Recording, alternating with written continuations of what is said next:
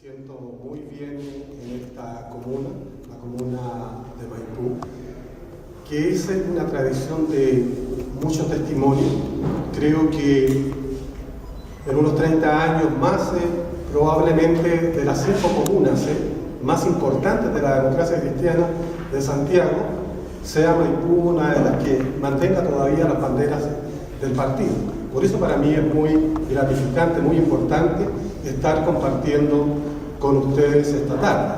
Seguidamente también muy gratificado de formar parte de este panel con la presencia de Leonel Sánchez, un militante de larga trayectoria cuya característica, diría ser más importante, es esa perseverancia por buscar las raíces del partido.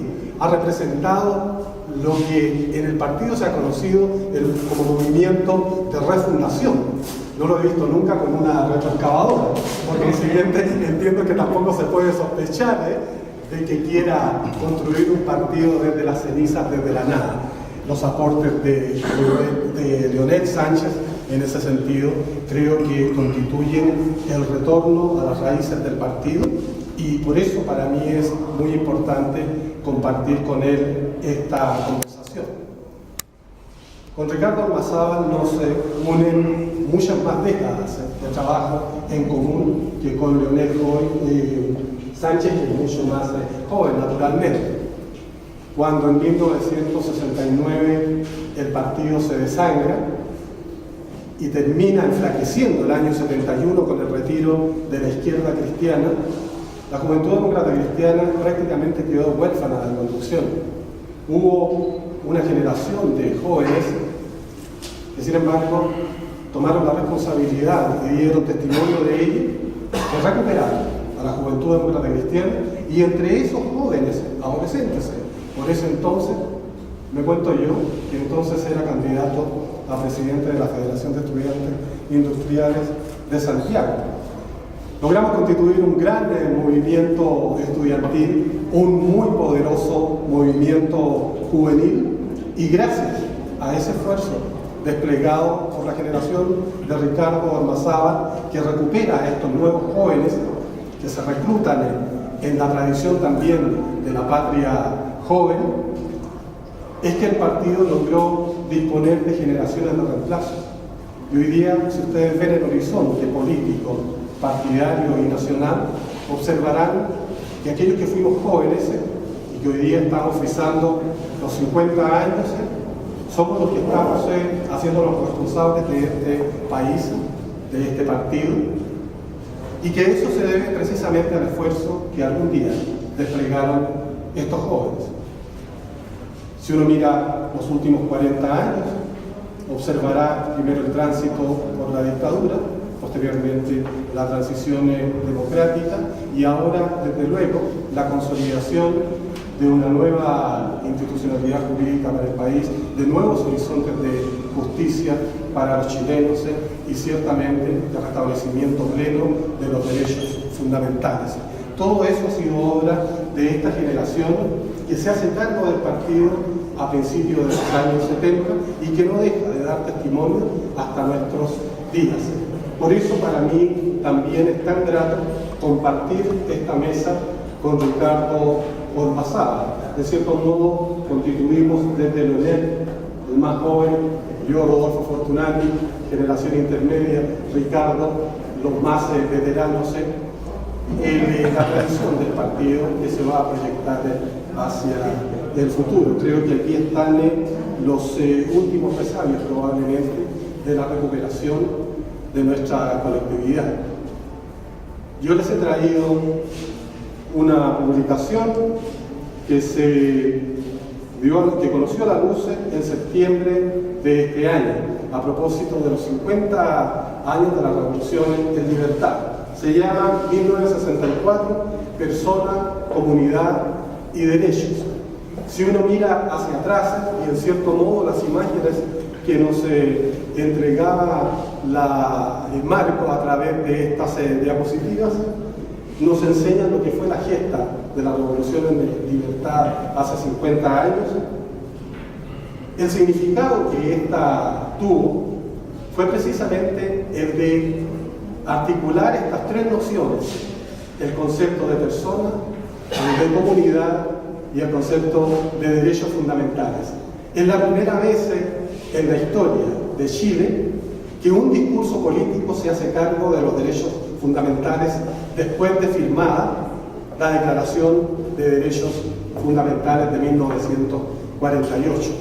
Es la primera vez después de que Italia, ese mismo año, 1948, incorpora en su constitución estos derechos fundamentales y se declara como una república de los trabajadores, que su influencia llega a Chile y se expresa en el discurso de la democracia cristiana, un partido muy joven, un partido que crece recién en la elección municipal de 1963.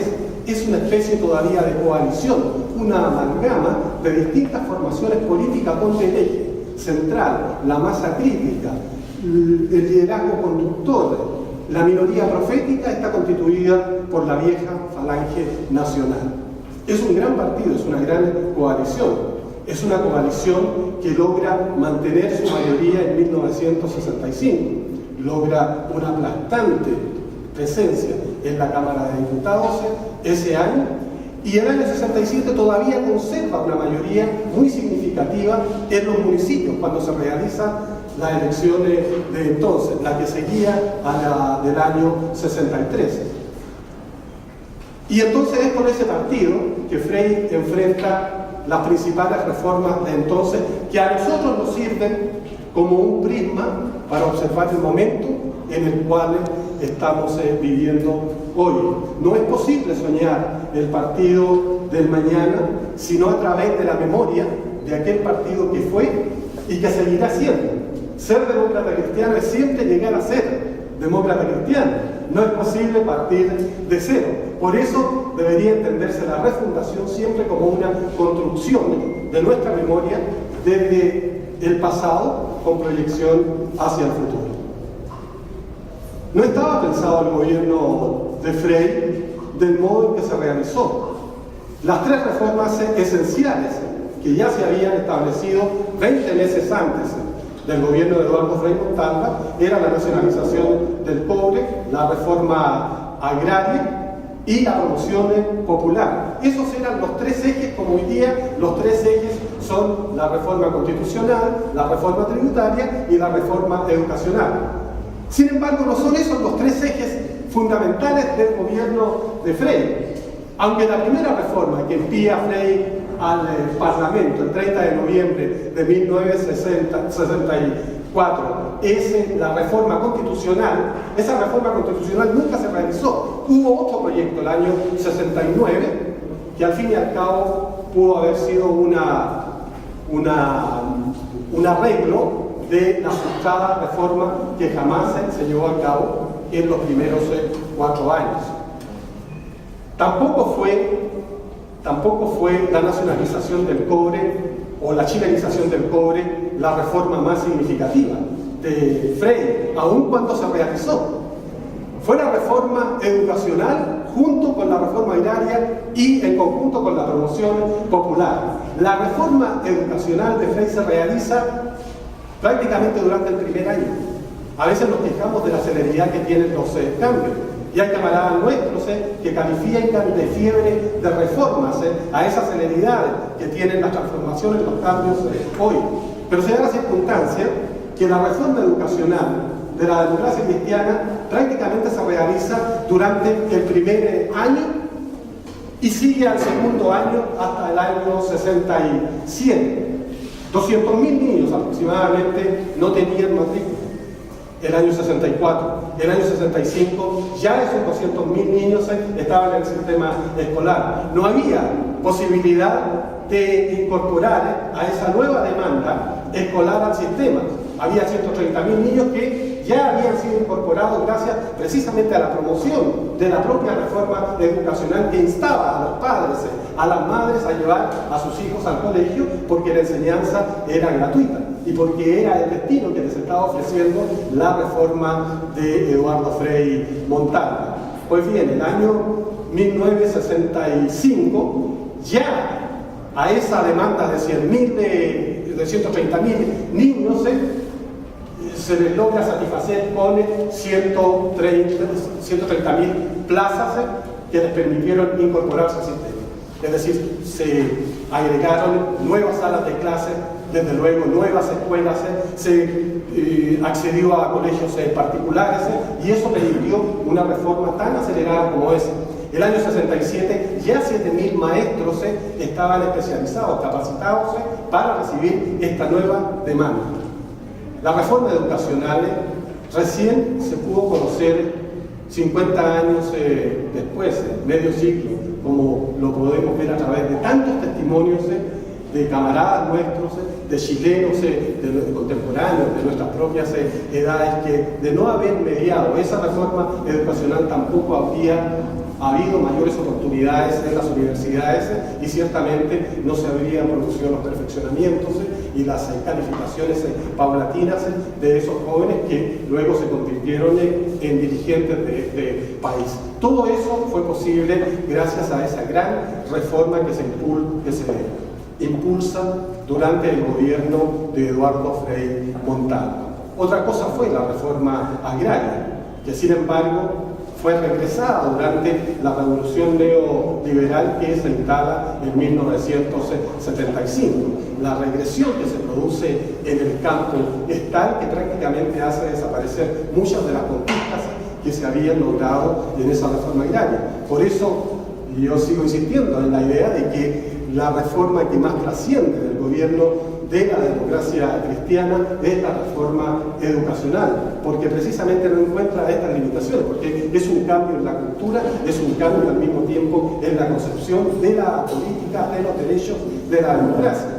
De no haber existido esa revolución educacional, difícilmente se habría podido gestar la lucha contra la dictadura. Gracias precisamente a que hubo generaciones de estudiantes secundarios, luego universitarios, profesionales. Recordemos la Asamblea de la Civilidad, que está constituida fundamentalmente por aquellas generaciones que habían vivido los 9 años de mayor profundización democrática, como había sido la que se había dado en Chile entre 1964 y 1973.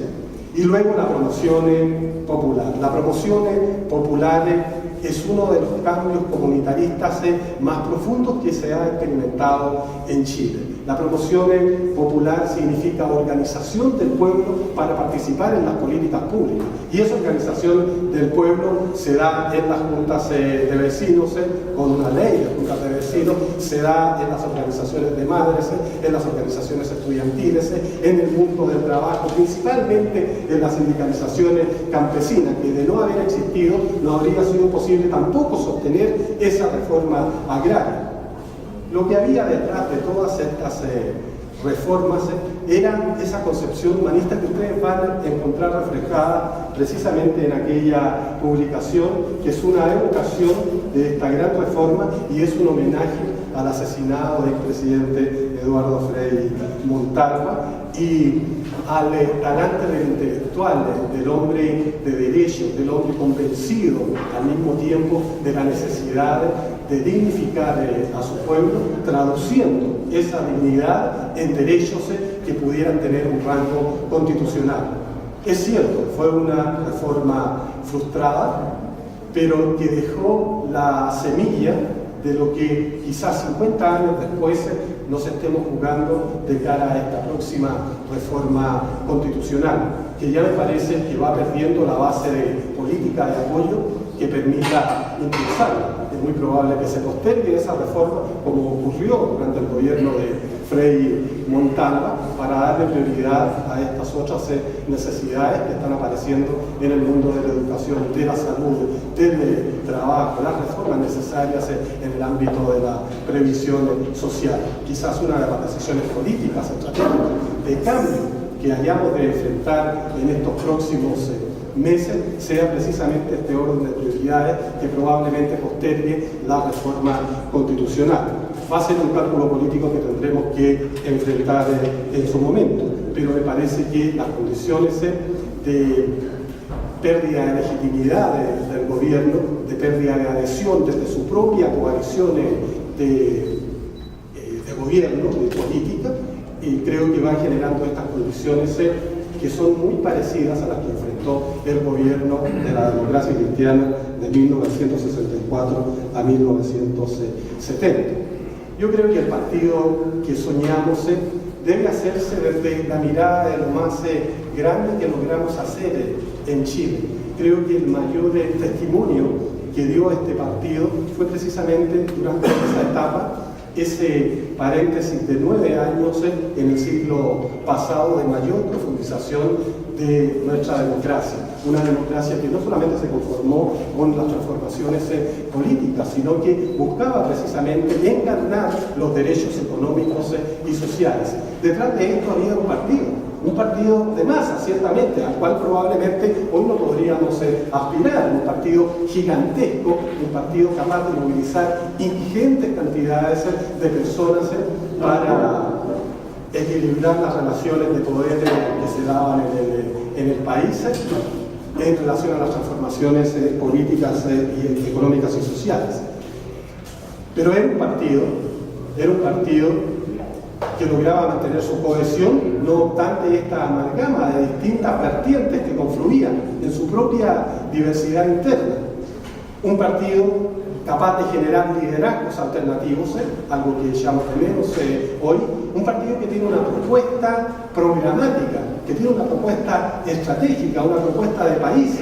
Ustedes observarán que en todos los discursos de Frei siempre hay un desafío respecto del horizonte futuro de Chile, es decir, hacia dónde queremos los demócratas cristianos, los humanistas cristianos, llevar la propuesta nuestra de modo tal que pueda construir una patria mucho más justa, una patria más libre, una patria más democrática. Ese discurso que comienza a echarse de menos en nuestros propios debates, donde el planteamiento programático de algunas candidaturas comienza por decir la insatisfacción de la democracia cristiana se debe a que no tiene los cargos suficientes en el gobierno, ni en los municipios, ni en las intendencias, ni en las gobernaciones. Cuando en los tiempos a los que me estoy refiriendo, 1964, 1970, de mayor esplendor de la democracia cristiana, el desafío principal era ¿qué país es el que deseamos? ¿A qué país queremos prestar servicios? ¿Cómo podemos contribuir al desarrollo de una sociedad más justa, de una sociedad comunitaria, de una sociedad donde verdaderamente las personas puedan realizarse? Creo yo que lo que tenemos por delante, y así se confirmó en el último encuentro preparatorio del sexto Congreso Nacional de la Democracia Cristiana, organizado por el Frente de Profesionales hace 2 semanas, encuentro al cual concurrieron alrededor de 200 camaradas que debatieron en 9 ejes temáticos cuáles podían ser los balances que hacíamos del quinto Congreso, cuáles eran los pendientes y cuáles, en este caso, los desafíos que aún tenemos a futuro que acometer.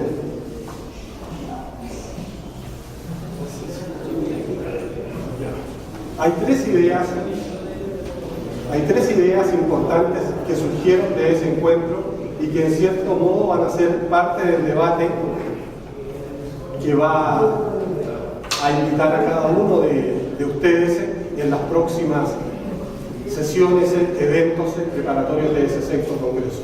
Una de las primeras afirmaciones que se dio en ese evento era la necesidad de avanzar hacia una asamblea constituyente que permitiera el cambio constitucional que hace ya 50 años viene promoviendo la democracia cristiana. Ya decíamos que el 30 de noviembre se plantea por Eduardo Frei Montalva y por su gobierno una reforma constitucional que tiene como propósito institucionalizar los derechos fundamentales y producir mayor equilibrio de poder en la sociedad. Desde entonces que seguimos acariciando esta aspiración de una reforma constitucional. Lo que se aprobó en ese encuentro fue precisamente el de avanzar hacia esta asamblea constituyente que devuelva la soberanía de decisiones al pueblo y que permita, por consiguiente, de una vez darnos una constitución democrática. La siguiente idea que a mí me parece muy decisiva en este evento que se realizó, organizado por el Frente de Profesionales, pero donde concurrieron también los trabajadores y la Juventud Demócrata Cristiana, es la de darle rango constitucional a los derechos fundamentales, a los derechos económicos y sociales, lo cual significa cambiar este concepto de Estado subsidiario, este concepto, esta noción que fue instalada por la dictadura, que no ha sido patrimonio ni de la tradición política demócrata cristiana, ni tampoco de sus tradiciones doctrinarias. No entendemos nosotros el Estado subsidiario como aquel que le dice a cada ciudadano: usted arréglesela como puede, que eso es lo que se instaló durante la dictadura de Pinochet. Un Estado responsable, un Estado comprometido, por consiguiente, con los derechos económicos, sociales, culturales y políticos de las sociedades que tiene, en este caso, la capacidad de conducir a través del gobierno y otras instituciones. La tercera cuestión que se aprobó en ese encuentro y que va a ser muy importante para el futuro de Chile por sus recursos es la nacionalización de las aguas. Chile no solamente es rico en cobre, llegó a ser su viga maestra, sino que está bañado por aguas.